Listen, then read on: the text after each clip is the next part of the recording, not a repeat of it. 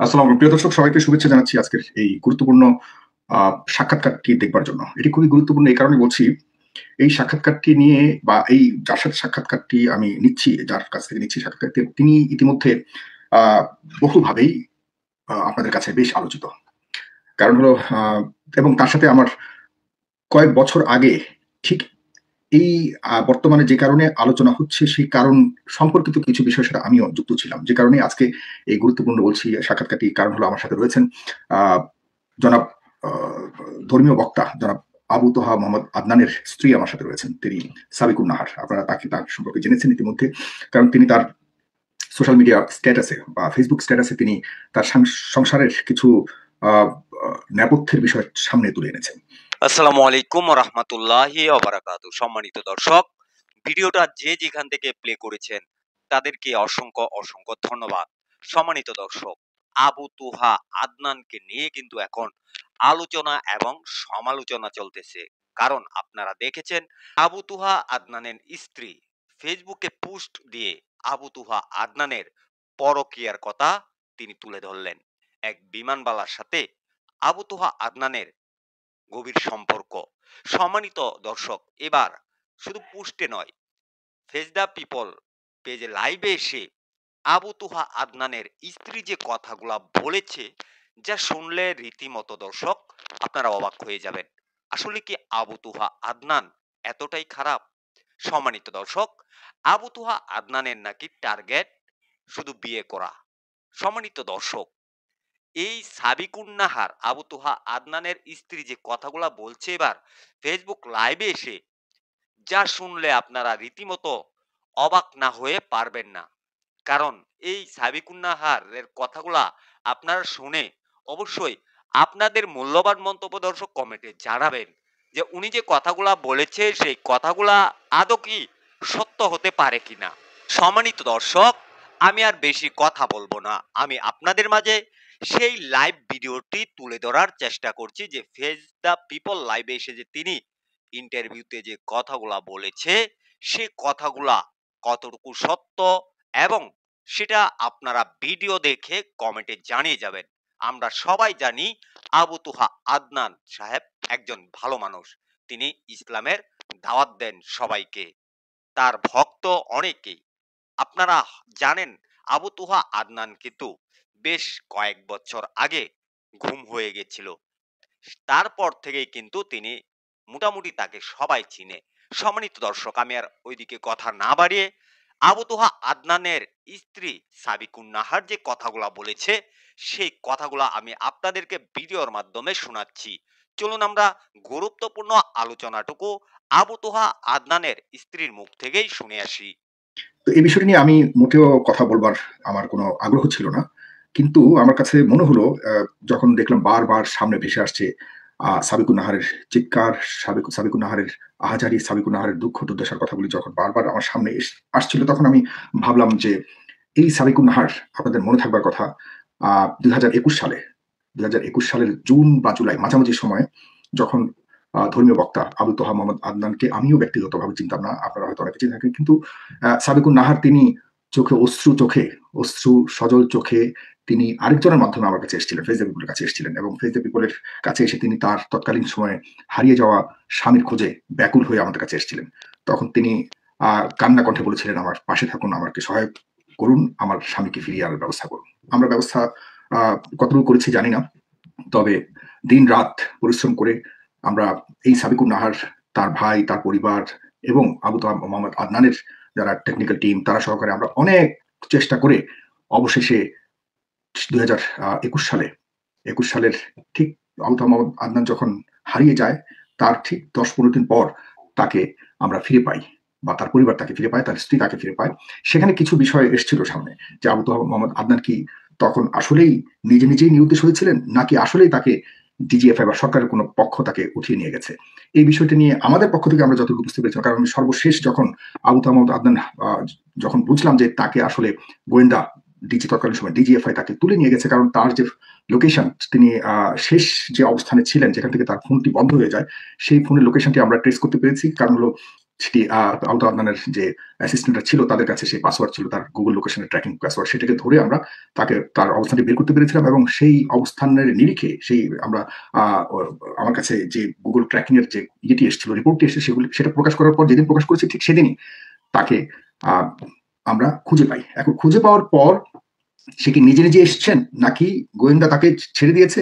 আমরা দেখেছি সরকারের গোয়েন্দা পক্ষ থেকে তাকে ধরে এনে ছেড়ে দিয়েছে এবং সেদিনই তাকে আদালতে, স্পেশালি আদালত বসে তাকে মুক্ত করে দেওয়া হচ্ছে। এখন আমি সাবিকুন নাহার আমার সাথে রয়েছেন আজকে, সেই সাবিকুন নাহার যিনি আপনারা জানেন যে প্রতিদিন সকালে এবং রাতে দুইবারই আপনাদের সামনে এসেছিল তার স্বামীর মুক্তির জন্য। সে হাজারি করে আপনাদের কাছে সহযোগিতা চেয়েছিল। তৎকালীন সময় সংসদের বাহিরে এ নিয়ে বেশ তোলপাড় আলোচনা হয়েছিল, যার প্রেক্ষিতে আবু মোহাম্মদ আদনানকে আমরা ফিরে পেয়েছিলাম। আমার আজকের ব্যক্তিগতভাবে আমি আবু মোহাম্মদ আদনানের বিষয়টা নিয়ে আমি এখানে বসিনি, আমি ব্যক্তিগত সাইফুল সাগর, কারণ আমার সাথে যেহেতু একটা ঐতিহাসিক সম্পর্ক রয়েছে এই সাবিকুন নাহারের বিষয়ে। কারণ এই সাবিকুন নাহার তৎকালীন সময়ে একজন স্বামীকে মুক্ত করবার জন্য যে একজন স্ত্রী কতটা যুদ্ধ করতে পারে, কতটা ভালোবাসা থাকতে পারে, কতটা কেয়ারিং থাকতে পারে একটা স্বামীকে, একজন স্বামীকে তার বিপদের পাশে এতটা কি বলবো আঠার মতো লেগে থেকে তার ভালোবাসার প্রতিদান দেওয়ার জন্য সে প্রতি মুহূর্তে চ্যালেঞ্জকে মোকাবেলা করে তার স্বামীর মুক্তির জন্য যে ভূমিকা রেখেছিল সেই ভূমিকাটি আমি এখনো ভুলিনি।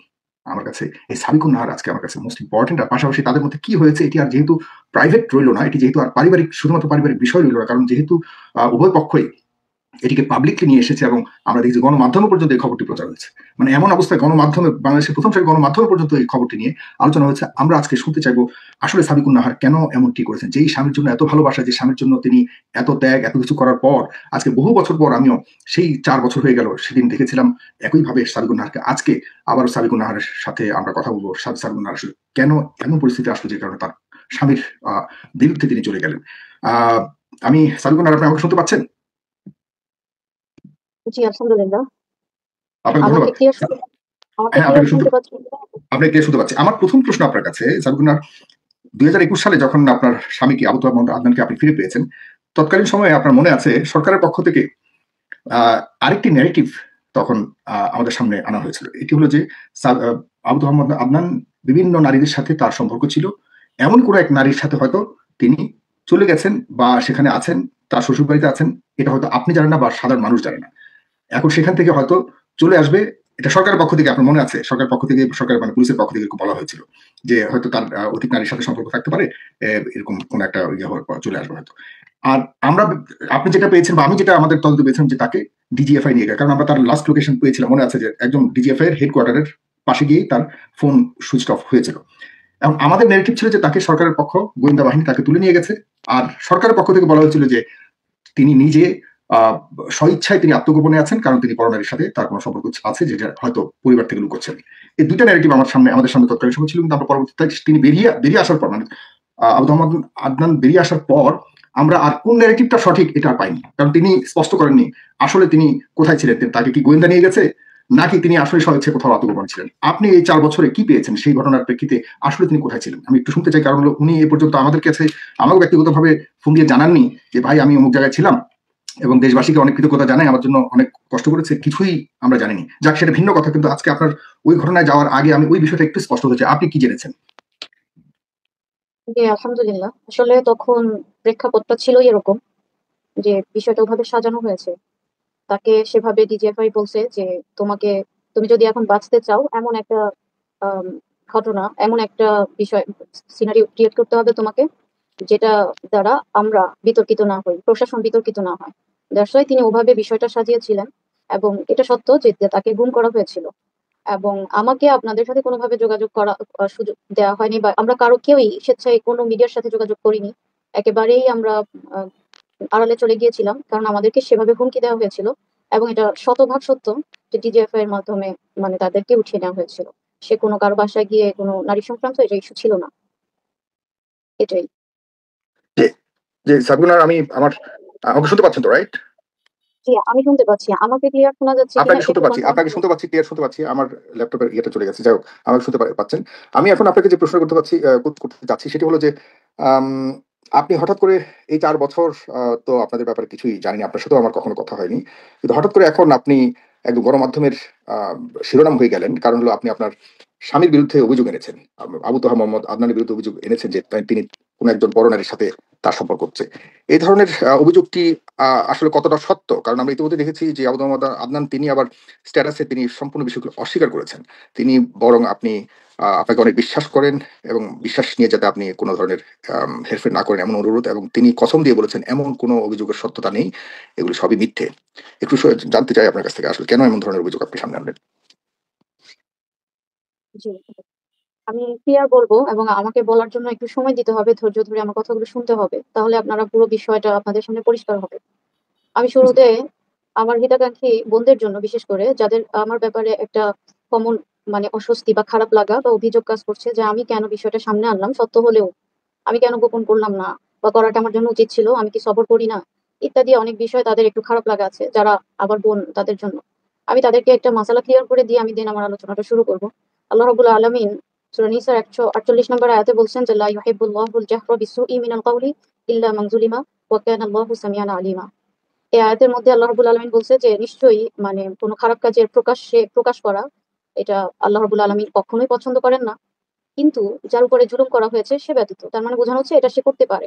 এই আয়াতের ব্যাখ্যায় আল্লামা মুফতি শফি রহিমাহুল্লাহ তার মারিফুল কুরআনে তিনি বলছেন একটা অংশে যে এই আয়াতে কারিমে অনেকগুলো ব্যাখ্যা আছে, তার মধ্যে একটা এটা বলছেন যে মাজলুম ব্যক্তি যদি অত্যাচারীর অত্যাচারের কাহিনীগুলো মানুষের কাছে প্রকাশ করে তবে তার শেকায়েত এবং হারাম বা মানে হারাম গীবতের অন্তর্ভুক্ত হবে না। এটা মাজলুম ব্যক্তি যদি শেকায়ত প্রকাশ্যে করে, এটা হারাম গীবতের অন্তর্ভুক্ত হবে না। আর এটা ওই যে মুসলমান ভাইয়ের দোষ ত্রুটি গোপন করার এই আওতায় পড়বে না। তিনি এটা বলছেন, এটা তার ফতোয়া মুফতি শফি রহিমাহুল্লাহ। এবং তিনি বলছেন যে কারণ জালেম নিজেই মাজলুমকে অভিযোগ করার জন্য এখানে সুযোগ করে দিয়েছে এবং বাধ্য করেছে। তো এ ব্যাপারে আমার বোনেরা আপনারা নিশ্চিত থাকতে পারেন, শতভাগ নিশ্চিত থাকতে পারেন, আমার সবরের বিচ্যুতির কোনো প্রশ্নই আসে না। আমি যা করছি বিষয়গুলো আবেগের বশেও না। কেউ কেউ হয়তো আবেগ বলছেন, আমি যখন তার জন্য রাস্তায় নেমে খুঁজেছিলাম তাকে গলিতে গলিতে, সেটাও আমার আবেগ ছিল না। আমি যা করি আমি বুঝে করেছি, আমি জানি। ইভেন বিশেষ করে আমার এখন দুইটা বেবি, আমার গোছানো সংসার, এখনো আমি যা করছি তা আমার একটা শব্দ আবেগের না। আমি প্রতিটা বিষয় বুঝে শুনে দৃঢ়ভাবে আমি সিদ্ধান্ত নিয়ে দেন আমি করেছি এবং করছি। যে বিষয়টা নিয়ে এখন প্রশ্ন, যে আমি হ্যাঁ, সে আমার বলুন। পোশাক আমাকে আমাকে আমাকে এভাবে বলা হচ্ছে, বা সে এখন এটা একটা তার নিরাপদ একটা অবস্থানের জন্য বা মানুষের সিম্প্যাথি, বিশেষ করে আলিম সমাজের সিম্প্যাথি, সে তার দিকে ফোকাস করানোর জন্য, সিম্প্যাথি নেওয়ার জন্য সেটা বলতেছে পোশাক কিভাবে তার উপরে মানে তার পোশাক খুলে ফেলা, কারণ আমি তার পোশাক। আমি এটার অ্যান্সার দিব। তার আগে আমাকে একটু ক্লিয়ার করতে হবে যে আমার তার সাথে বিয়ে হলো কেন, কিভাবে। কারণ হচ্ছে সাধারণের প্রশ্ন এটা, বা তাদের আক্ষেপ বা ক্ষোভ ক্ষোভ আমার উপরে এটা, যে তারা বলে থাকে আমি দ্বিতীয় পক্ষ বা আমি দ্বিতীয় স্ত্রী, তার প্রথম পক্ষ উপরে আমি আসছি, দ্যাটস ওয়াই আমিও এটাই ডিজার্ভ করি, ইত্যাদি ইত্যাদি এরকম বলে থাকে। তো এখন এই ঘটনাটা একটু আপনার ক্লিয়ার বুঝতে হবে। আমাকে যখন তিনি বিয়ে করেন, আমি তখন একটা মাদ্রাসা নিজে প্রতিষ্ঠা করেছি, এবং কথা প্রসঙ্গে যদি আসে আমি সেই হিস্ট্রি আপনাদের সামনে টেনে আনবো ইনশাল্লাহ। তো তখন তার স্ত্রী নিজে আমাকে বিয়ে করানোর জন্য উদ্যোগ নেয়, এবং এই জনাব আদনান সাহেবের আম, তিনি সবসময়ই বিয়ে করার জন্য প্রতিটা প্রতিষ্ঠানে বলে রাখতেন। তারই সুবাদে আমার কাছেও এই প্রস্তাবটা আসা। ইভেন আমি আপনাদেরকে নাম মেনশন করি, হচ্ছে এটা রংপুরের দিকে একটা এরিয়াতে, আমার জায়গাটার নাম এক্স্যাক্টলি মনে নেই। ওখানে ফিরোজ অথবা ফিরোজ ভাই বা মনোয়ার, মানে এরকম দুই, আমার নামটাও তার সাথে গুম হয়েছিল যে লোকটা, ফিরোজ অথবা মনোয়ার, দুইজনের একজনের রংপুরে একটা মাদ্রাসা আছে। সে ওই মাদ্রাসা, ওই লোকটাও যদি এখন সত্য বলে, মিথ্যা বললে তো আমার তো এখন কিছু করার নেই। ওই লোকটাকেও সে ইভেন বলে রেখেছিল বিয়ে করার জন্য। তো সে একটা প্রমাণ, আমার জাস্ট নাম মনে আছে বলে আমি এরকম বলতেছি। এটা তার নিজস্ব স্বীকারোক্তি যে সবাইকে সে বলছে যে সে বিয়ে করার জন্য, বিয়ের জন্য পাত্রী খুঁজে সব জায়গায় সবার কাছে। সেই সুবাদেই আমার কাছেও প্রস্তাবটা আসা। তখন স্বাভাবিকভাবে আমাদের পক্ষ থেকে ইনভেস্টিগেট করা, বা তার স্ত্রীর মাধ্যমে সে যোগাযোগ করে, তার প্রথম পক্ষের মাধ্যমে যোগাযোগ করে। এবং তার প্রথম পক্ষের কিউরিসিটি দেখে আমার অভিভাবক, আমার স্টুডেন্টের অভিভাবকের মধ্যে একজন আমাকে বলেছিল যে ম্যাডাম, তারা তো জেনারেল ম্যাডাম বলে সম্বোধন করে, ম্যাডাম আমার মনে হয়। সম্মানিত দর্শক, এই যে আবু তুহা আদনানের স্ত্রীর কথাগুলা শুনেছেন, তিনি যে লাইভে এসে কথাগুলা বলেছে, সেই কথাগুলা আদৌ কি সত্য কিনা সেটা আপনারা কমেন্ট বক্সে কমেন্ট করে জানিয়ে যাবেন। কারণ আমরা কিন্তু সবাই জানি আবু তুহা আদনান সাহেব অন্তত একজন ভালো মানুষ, কিন্তু তার মুখোশের আড়ালে কি আদৌ কি ভয়ঙ্কর রূপ। উনার স্ত্রী যে কথাগুলা বলেছে, এই কথাগুলা কি আদৌ সত্য, সেটা আপনারা কমেন্টে জানিয়ে যাবেন। সম্মানিত দর্শক, ভিডিওটা সর্বোচ্চ পরিমাণ শেয়ার করে সবাইকে দেখার সুযোগ করে দিবেন। পরবর্তী কোনো একটা ভিডিওতে আপনাদের সাথে দেখা হবে। আসসালামু আলাইকুম।